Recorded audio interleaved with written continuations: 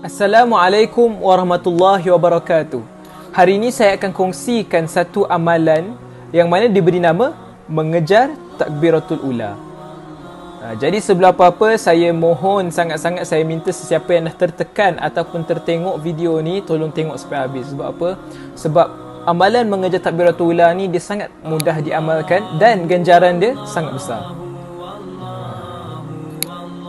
Bismillah.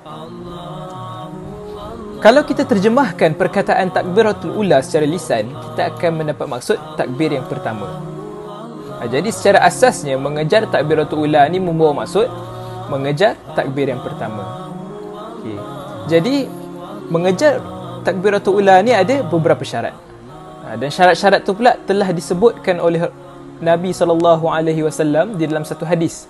Yang mana hadis tu berbunyi daripada Anas bin Malik radhiyallahu anhu, Rasulullah sallallahu alaihi wasallam bersabda, "Man shalla lillahi arba'ina yawman fi jama'atin yudriku takbiratal ula, kutibat lahu bara'atani, bara'atun minan nar wa bara'atun minan nifaq."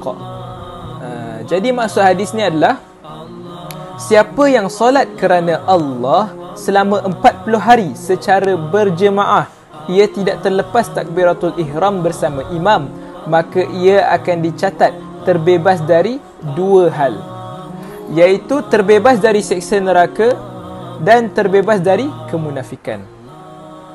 Okay. Daripada hadis ni kita dapat simpulkan yang untuk mengejar takbiratul ula ada 3 syarat. Okay. Yang pertama ialah kita perlu solat kerana Allah selama 40 hari. Itu syarat yang pertama, kita perlu solat kerana Allah selama 40 hari. Yang kedua, kita perlu solat berjemaah. Maksudnya kita perlu solat berjemaah dalam tempoh masa 40 hari. Dan yang ketiga, yang paling penting, ia tidak terlepas takbiratul ihram bersama imam. Maksudnya apa? Maksudnya bila imam mula-mula nak solat, baru nak start solat, bila imam angkat takbir Allahu Akbar, makmum pun ikut Allahu Akbar. Makmum yang ikut mengangkat takbir selepas imam dikira mendapat takbiratul ula. Jadi kalau dia terlepas takbiratul ihram imam yang pertama tu sebelum mula solat tu, dia tak dapatlah takbiratul ula. Okey, kenapa kita kena amalkan amalan mengejar takbiratul ula ni selama 40 hari? Okey, tempoh 40 hari ni ialah tempoh di mana manusia berubah daripada satu keadaan ke satu keadaan yang lain. Seperti mana dalam hadis Nabi SAW,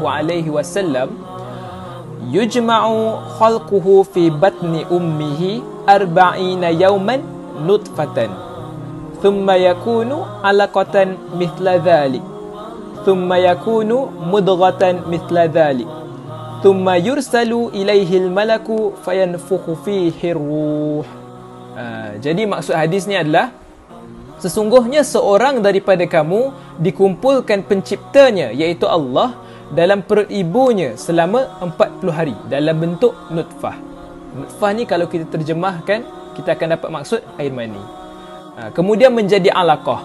Alaqah ni pula segumpal darah. Kemudian menjadi mudghah. Mudghah pula segumpal daging.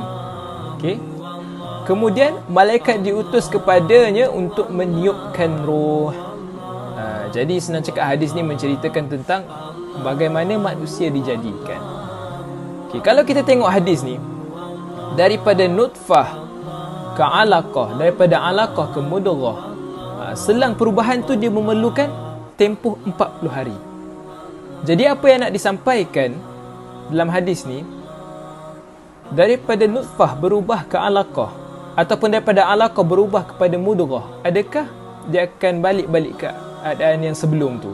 Seperti contoh, adakah alaqah akan kembali kepada nutfah? Jadi jawapannya tak.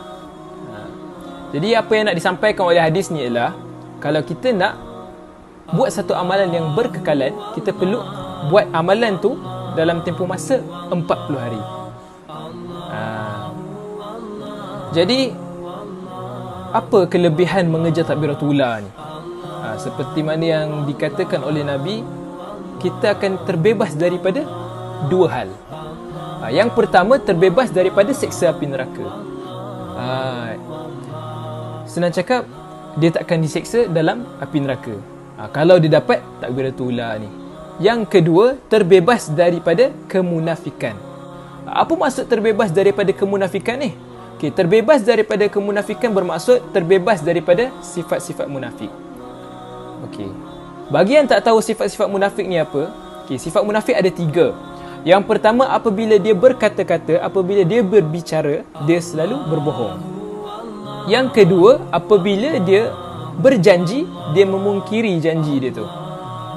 Dan yang terakhir, yang ketiga, apabila diberi amanah, dia khianat amanah tu.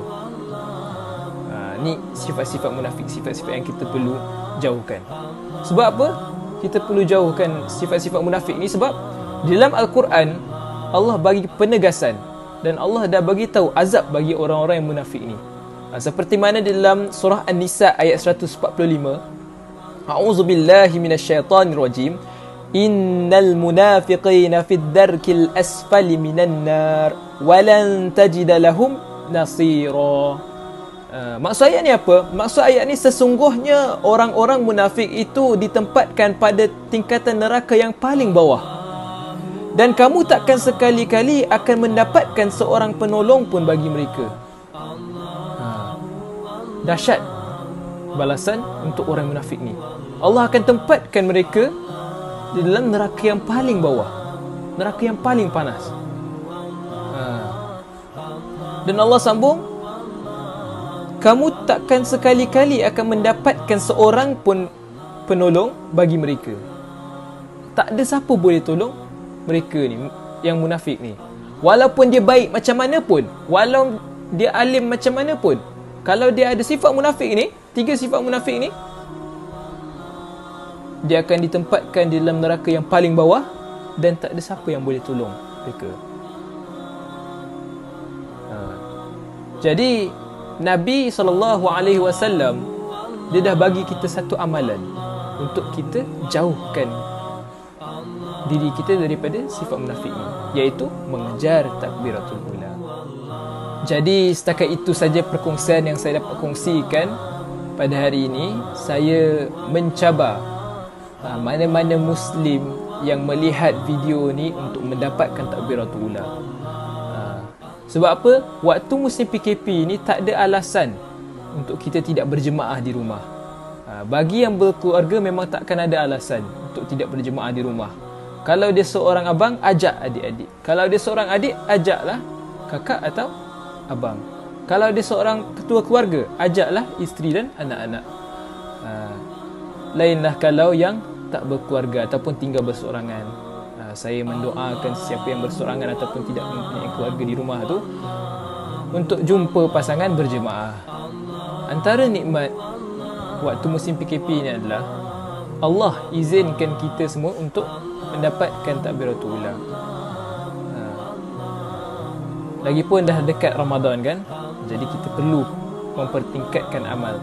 Jadi kalau kita nak mempertingkatkan amal tu, kita tak boleh nak mula dengan amalan yang besar-besar. Memang orang kata susah untuk kita teruskan. Kita mulakan dengan amalan yang senang untuk diamalkan dan kita boleh buat benda ni secara berterusan. Iaitu antaranya mengejar takbiratul ula. Sekian saja dari saya. Wallahu alam. Wassalamualaikum warahmatullahi wabarakatuh.